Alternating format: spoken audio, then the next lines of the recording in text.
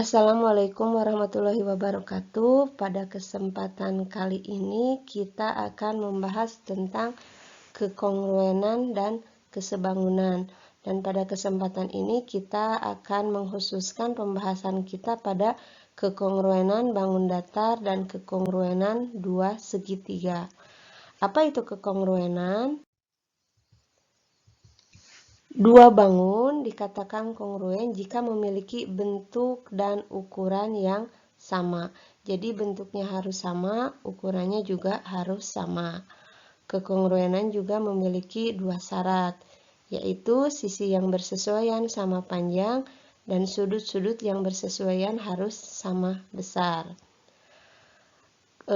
Dalam menuliskan kekongruenan ada simbolnya. Simbolnya seperti ini, tanda seperti sama dengan, kemudian di atasnya ada garis. Contohnya, jika ada bangun ABCD dan JKLM kongruen, ditulisnya seperti ini. Ini dibacanya segi 4 ABCD kongruen dengan segi 4 JKLM. Untuk lebih jelasnya, kita lihat contoh berikut. Nah, di sini ada contoh-contoh bangun yang kongruen dan contoh bangun yang tidak kongruen. Contoh yang pertama, ini bentuknya sama, kongruen itu bentuknya sama, ukurannya sama. Ini bentuknya sama, ukurannya juga sama. Yang ini tidak kongruen, walaupun bentuknya sama, sama-sama persegi panjang, tetapi ukurannya tidak sama. Kita lihat yang panjang yang ini tidak sama dengan panjang yang ini ataupun yang ini. Contoh yang kedua, ini bangun yang kongruen, tabung ukurannya yang sama. Yang ini tidak kongruen karena bentuknya tidak sama. Yang ini adalah belah ketupat, yang ini adalah persegi. Walaupun sisi-sisinya sama 3 cm, tetapi bangun yang ini bukan bangun yang kongruen. Nah, ini contoh bangun yang kongruen. Ini adalah persegi panjang. Nah, ini kalau ada tanda garis strip 2 ini, di sini juga ada tanda strip 2, artinya panjang yang ini yang saya tunjukkan dengan pointer ini sama dengan panjang yang ini. Sisi yang ini sama dengan sisi yang ini. Kongruen itu bentuknya sama, sama-sama persegi panjang. Sisi yang bersesuaiannya sama panjang. Sisi yang ini bersesuaian dengan yang ini. Yang ini yang ada strip 1 sama dengan yang ini. Sudutnya juga sama besar, ini semua sudutnya 90, ini juga 90. Yang ini tidak kongruen karena walaupun bentuknya sama-sama belah ketupat, tetapi tidak memenuhi syarat. Syarat yang pertama adalah sisinya harus sama panjang. Sedangkan yang ini 5 cm, sedangkan panjangnya ini adalah 5,5 cm.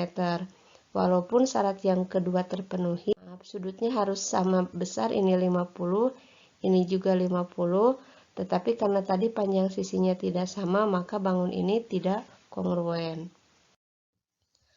Nah, yang ini kenapa disebut kongruen? Ini bentuknya adalah persegi. Yang ini sebetulnya bentuknya persegi juga.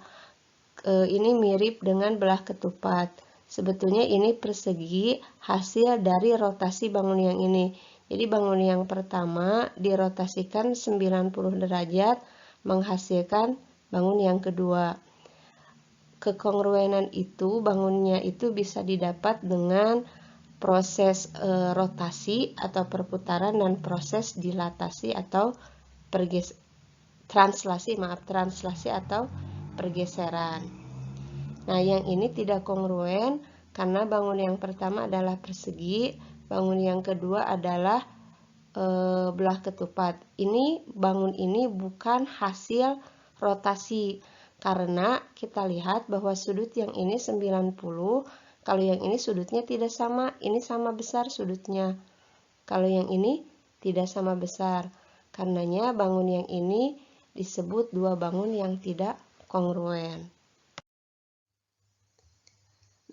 Sekarang bagaimana cara kita menentukan panjang sisi dan besar sudut dari dua bangun yang kongruen kalau belum diketahui.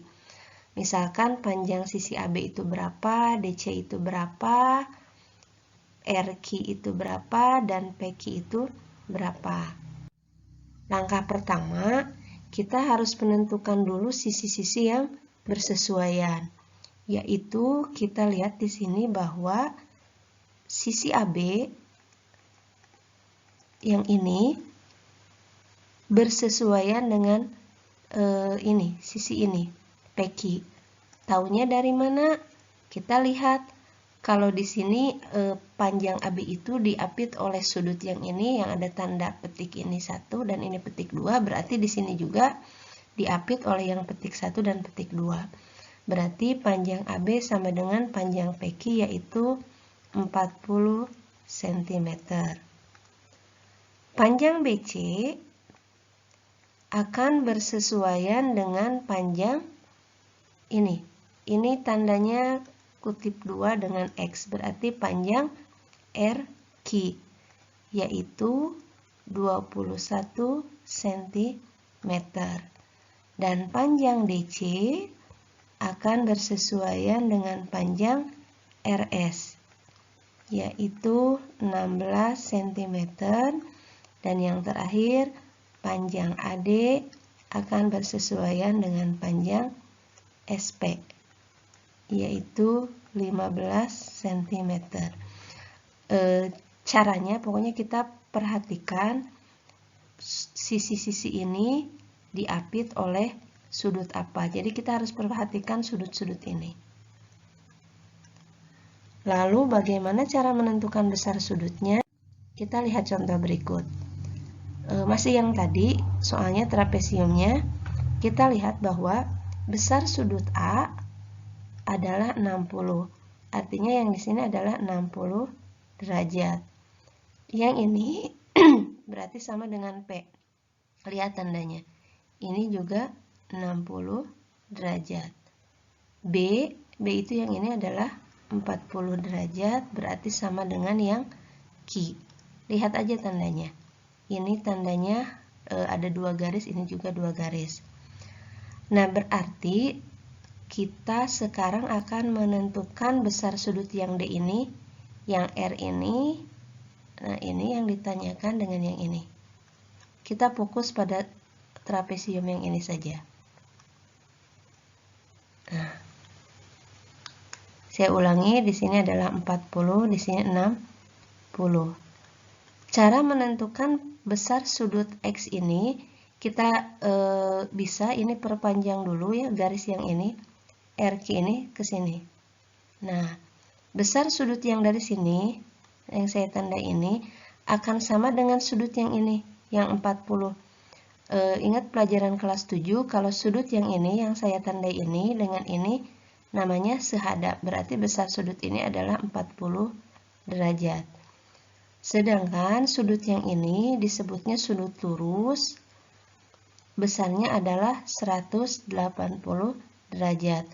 Oleh karena itu, X ditambah, yang ini ya, X itu yang dari sini, X ditambah 40 derajat, atau saya tulisnya gini, besar sudut R ditambah 40 derajat, dari besar sudut ini tadi 40, sama dengan 180 derajat.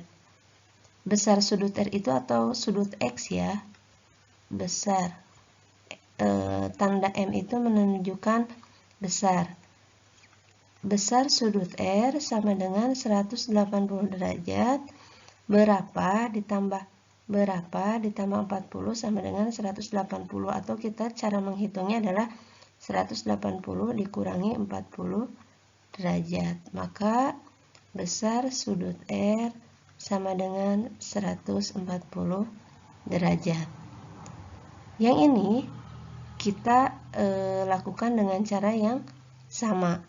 Di sini adalah 60 derajat. Kalau ini kita perpanjang ini harus lurus, ini juga 60 derajat, dan ini membentuk sudut lurus yaitu 160 derajat. Berarti besar sudut S ditambah 60 derajat sama dengan 180 derajat. Besar sudut S sama dengan 180 kurangi 60 derajat. Maka besar sudut S adalah 120 derajat.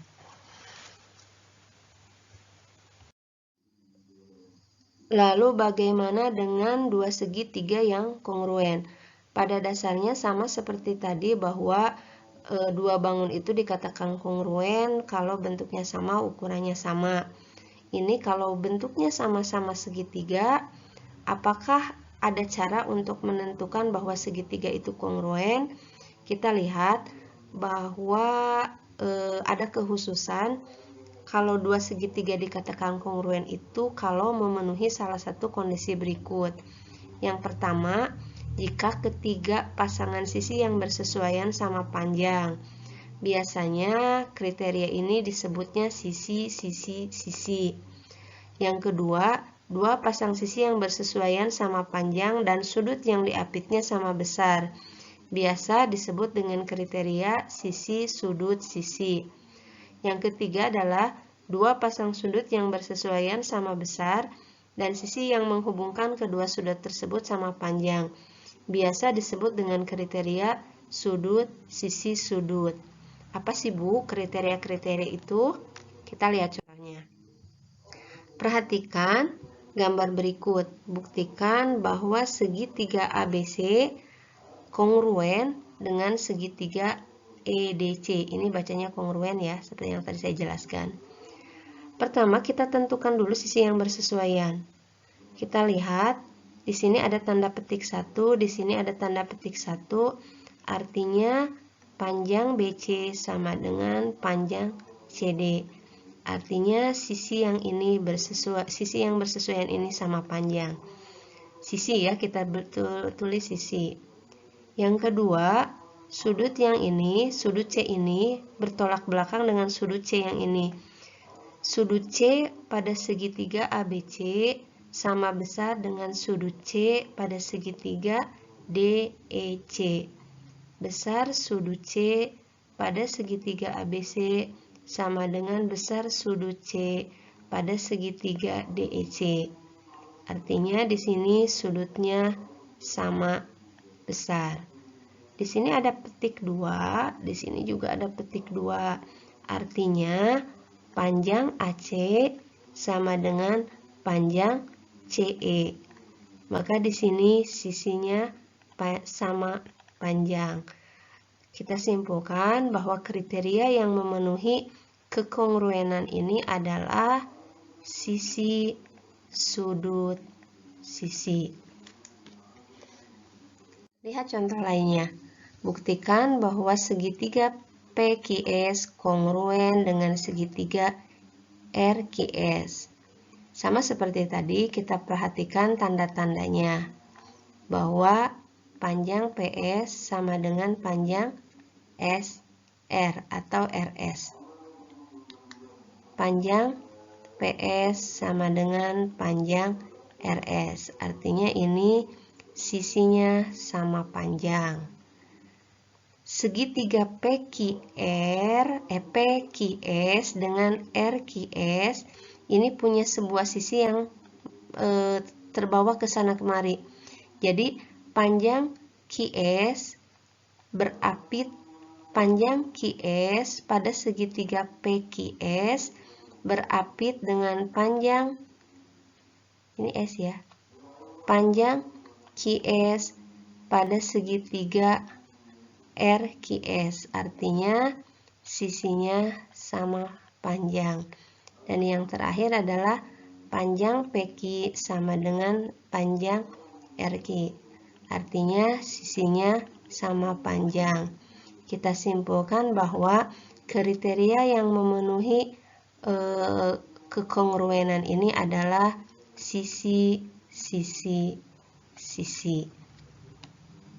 Contoh lain, buktikan bahwa segitiga ABC kongruen dengan segitiga DEC. Kita lihat di sini ada tanda panah ini. tanda panah ini. Di sini ya, seperti yang tadi kita bahas bahwa sudut di sini akan sama besar dengan sudut yang di sini. Artinya sudut D itu besar sudut D sama dengan besar sudut B. Berarti di sini sudutnya sama besar.